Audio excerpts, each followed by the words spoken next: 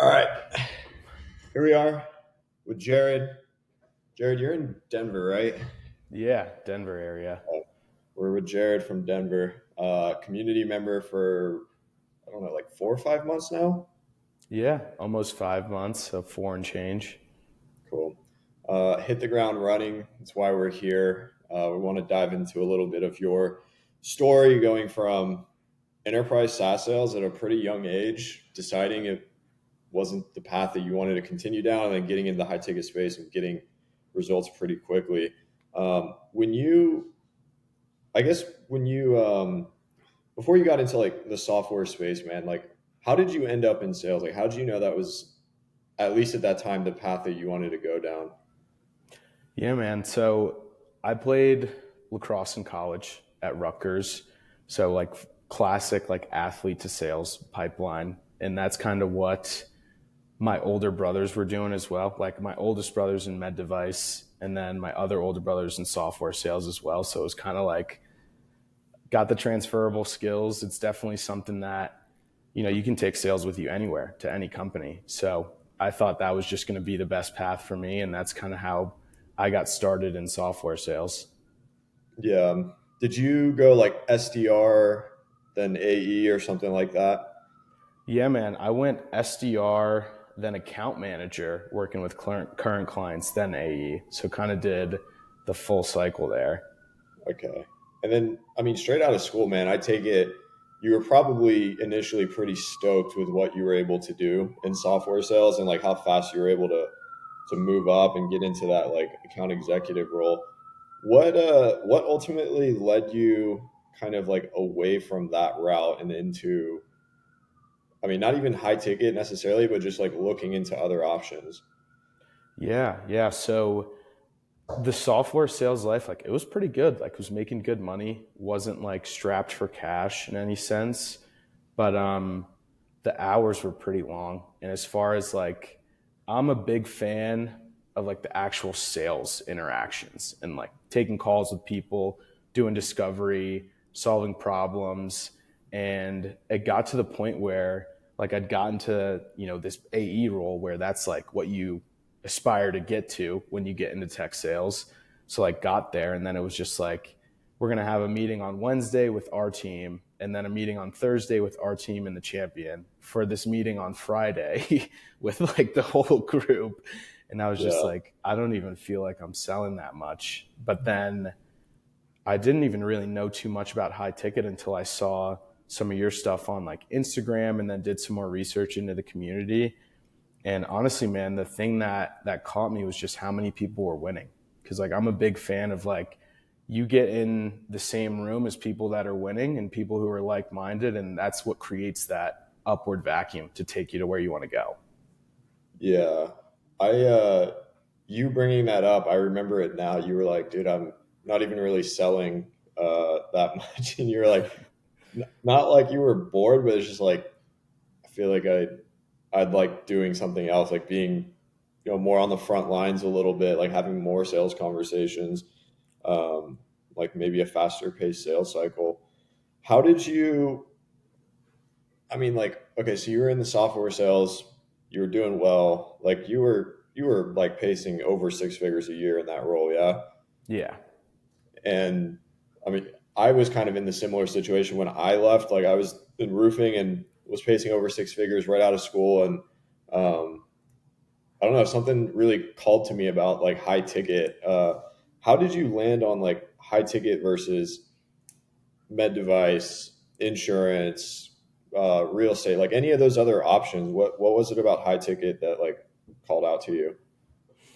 Honestly, man, it was really like the faster sales cycles. And I've been working remote like since I started in sales. So Yeah, I was so used to that aspect. I didn't want to change it and like then go into an office now that I'm like changing up. But honestly, man, the high ticket space, like the thing that convinced me to go into this instead of choosing another route. It's like one, I had some money saved up, so I could afford to kind of take the variability in income for a little bit while I was making money. yeah, And then really two was like it just was leaning more into what I liked doing, which is having those conversations and being, someone that's having multiple sales conversations a day that directly correlates to like revenue being put into this business. Yeah. What before you joined the community, how long had you tried to kind of go down the high ticket path, or did you try, was joining the community like kind of the bet to yourself, or not the bet to yourself, but like basically you telling yourself like I am going to try and pursue this, or like what was it like once you decided like I want out of software, I like this high ticket stuff? What was that period like? Yeah. So really, when I made the transition, I'd been looking into high ticket for probably like 2 or 3 months. And then like finally booked a call, talked to Jake about the community. And it was just something that, because like when I was looking into it myself, there was a lot of like junk rolls as there are in high ticket. Yeah, But the community was something where the access to the exclusive job postings and like being able to actually connect with folks who are having success doing this and not just kind of putting feelers out on my own was like my first step was joining the community of like, hey, like let's try yeah, this thing out. Let's at least see what it's all about. If it's not for me, that's fine. But if it is, like, let's take the dive. yeah. Cool. And you, I know you kind of, for a little bit, you had an overlap, and the role that you're in now, was that was the first role that you accepted? Yeah. Yeah. So kind of crazy. Like I joined the community and then within like a day or two, I had like 3 interviews. And then I kind of sifted through a few roles, like took a bunch of interviews within that week period. And then, yeah, this was my first role that I nailed. And talking to the offer owner, I was like, hey, man, I'm not going to like burn bridges at my old software job. I may need to go part time and like finish up some things in my pipeline on that end. And then once I can transition full time, like that's what I'll do. And he was super cool about it, like completely understood. He's got a background in software sales. So he was like, yeah, man, definitely don't just drop everything and run. Like Yeah. finish up what you need to do there, do part time, and then transition. Yeah.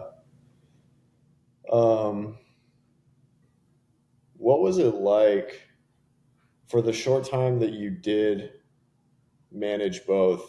And I think I remember a wins post, man. You said when you were part time, I think you had like a just under a 10K month part time, and you were like, dude, I guess it's time to go all in. Like I don't know what else I would wait for. But like, what was it like trying to balance those two for the time that you did it? Yeah, honestly, just like it was some long days, but I'm pretty used to that. And yeah, man, like you were saying, that one win was like the thing where I was like, all right, I got to do Yeah, something. Like it's time to do this full time. And really, that month, well, there was really like 2 months where I was doing part time on this, and I had my calendar open for like an hour before I would start my job, and then like 3 hours, 2 3 hours after. And dude, I was pacing 10K doing part time on this other job, and then it was interesting because I was comparing it to my like corporate job while I was doing it because I was doing both at the same time. And dude, I'd put in so many more hours into the corporate gig just on like admin and like CRM cleanup and like random like planning conversations. And I was like, dude, I've made 10K working 4 hours a day just taking calls. Like, why don't I just do that? yeah, yeah. It's pretty crazy, dude. I mean, you're on a really solid offer as well. Before we turn the camera on, Jaryd was saying his calendar, it's Tuesday, it's booked out the rest of this week and pretty much the entire next week. Like that's a pretty ideal situation for any closer. Um, so it's like they're really just giving you as many shots, as many opportunities as you can handle, which is awesome.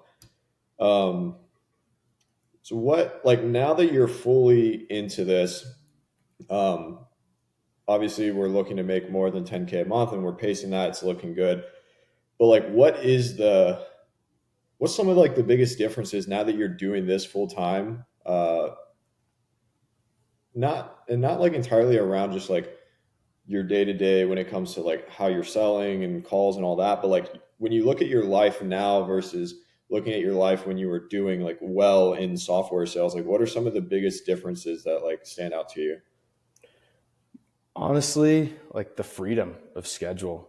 Like if I want to block off, if I take, 8, 9 hours of calls today, I could block off my afternoon for tomorrow and like go hit the gym and just like relax for the afternoon and then pick it back up in the when I want to. But the freedom of it is a big aspect, but it's kind of a double-edged sword because like you're completely in control of your time. You got to manage like health insurance and like save for taxes, and like you got to run it and be more of an adult over your finances rather than just like having a company take out your 401k and all the taxes and stuff like that.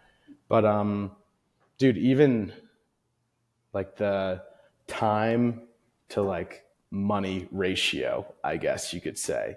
Because like in corporate, I was spending a bunch of time taking meetings, doing prep work, preparing presentations, and like all that stuff was great. It led to me closing like some pretty big deals, but those big deals to make like 15K off of one deal would take, 7, 8 months of work, where Yeah. I can make 15K, pacing 15K in 1 month just off taking calls when I want to. And yeah, that's the biggest difference, man. Yeah. So what you said now, I think you said you've closed enough this month. You're the top closer on the team, which is awesome. But you said you're at that like 15% commission threshold. What is the what is the like average ticket price of the product you're selling? Yeah, so the ticket price of what we're selling, there's three offers. So our lowest tier is like 2.5K. Then we've got a 6K and a 10K package as kind of the three. But something that I'm actually pretty excited about, we've gotten like the results in the volume to where we're raising prices as of December 1st. So it's going up to like 3,700 for our low ticket, 7,700 for our mid tier, and then 13K for our kind of highest full service. So making 15% on that, man, that's good commission per deal. Yeah. I was gonna say like just like being able to get on a call for I don't know if your calls are 30 or 45 minutes or 60 minutes, but like one call, if you one call close a 13K at 15%, like that's literally two grand in your pocket. And these people like they're coming in. The difference about or the difference with high ticket versus the software or the other stuff is like there's so much opportunity to nurture people. Just like before to where people show up and it's more of like an enrollment call versus like a sales call. Like that's how we run it with the community. We I mean, we don't really like force funnel people into like community applications calls, and we kind of just like, hey, if you're interested, here, go here and book the link or whatever. But like for that reason, like we don't have people wasting time on calls, and that's one thing about high ticket. It's just like through content on multiple platforms and like pre-call stuff and all that, you can make it like really easy for yourself. Um, but yeah, that's probably a little bit different than like the software stuff. Um, Yeah. I guess I was kind of thinking through the numbers now, trying to like estimate. But you've been in for what you said was it 4.5 or 5 months now? Like 4.5. 4.5 months. If you like totaled up your commissions to date, you've been full time. This is your second month full time. You were part time. How many times have you ROI'd on the community in this like 4 months? Oh, dude. Like 10 times over. It was the easiest investment I've ever made. Okay. That's, I mean, any other investment, man, real estate, stocks, whatever, like, it's just crazy to think that, like, whenever you're investing in something that's like active income and you get surrounded with like the right opportunity and you can perform, it's like your earning potential, like the way that you can just ROI on this kind of stuff is insane. Um, like, you're not getting a 10x ROI in 4 months really doing anything else, to be honest.